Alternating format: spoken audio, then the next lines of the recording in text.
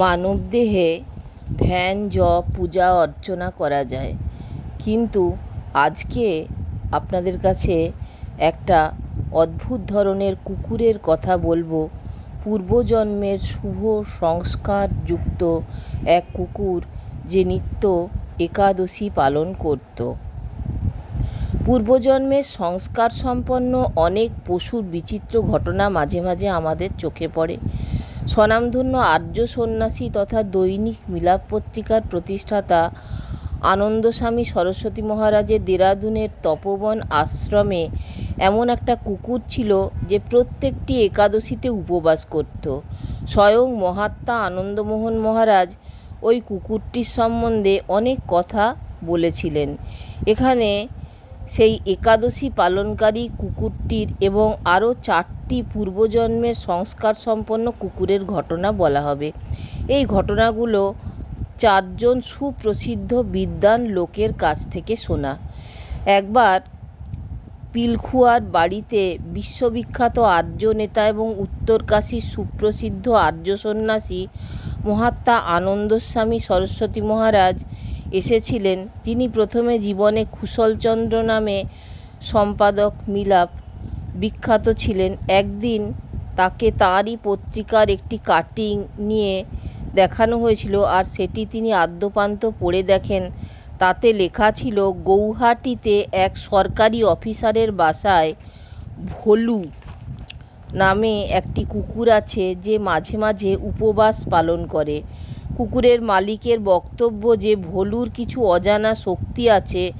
সে প্রতি পূর্ণিমা, একাদশী আর অমাবস্যায় কিছুই খায় না, ব্রত পালন করে। আর আমাদের বাড়ির লোকজন অনেক সময় অমাবস্যা, পূর্ণিমা আর একাদশীর কথা ভুলে যায়, কিন্তু ভোলু কোনোদিনও ভোলে না।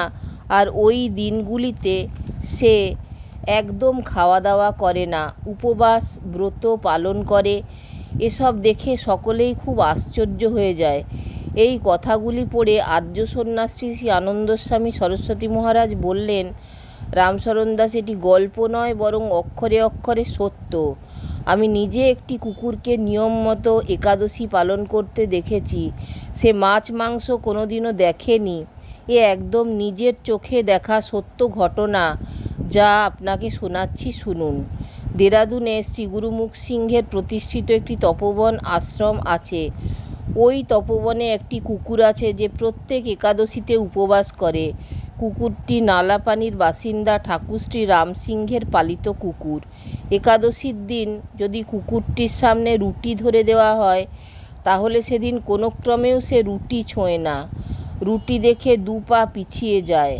আর যদি তাকে রুটি খাওয়ানোর জন্য বিশেষভাবে চেষ্টা করা হয়, তাহলে রুটি না খেয়ে অন্যদিকে মুখ ঘুরিয়ে নেবে, কিংবা রুটিটা মুখে নিয়ে কোনো গাছের নিচে লুকিয়ে রেখে আসবে, আর তার ওপর পাথর কিংবা ওই রকম কিছু একটা চাপা দেবে, যাতে কেউ ওই রুটিটা দেখতে না পায়।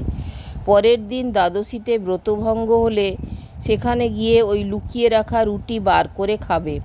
1000 রকমের খাবার যদি একাদশীর দিন ওর সামনে পড়ে, তাকে তবু সেগুলিও স্পর্শ করে না।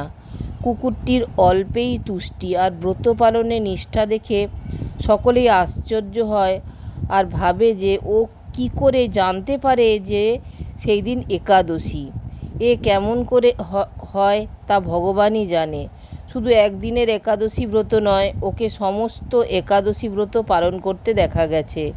কর্মফলের সিদ্ধান্ত অনুসারে অনুমান করা যায় যে পূর্বজন্মে ও কোনো মানুষ ছিল, আর তখন নিয়ম মতো একাদশীর ব্রত পালন করত।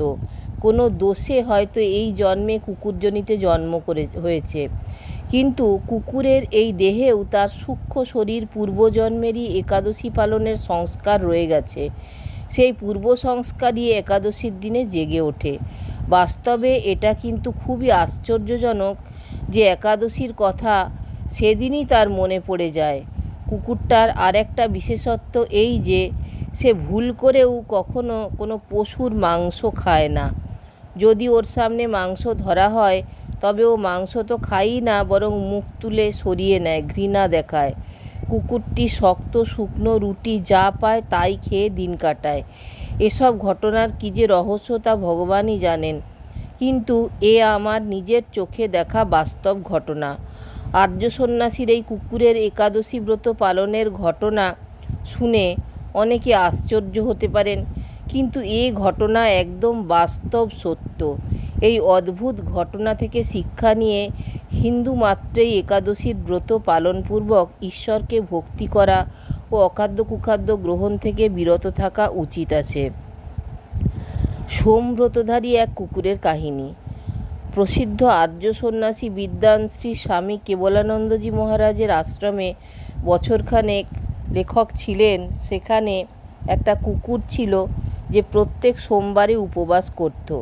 স্বামীজি বলেছিলেন যে এটা খুবই আশ্চর্যজনক কথা যে কুকুরটা কি করে জানতে পারে যে সেদিন সোমবার।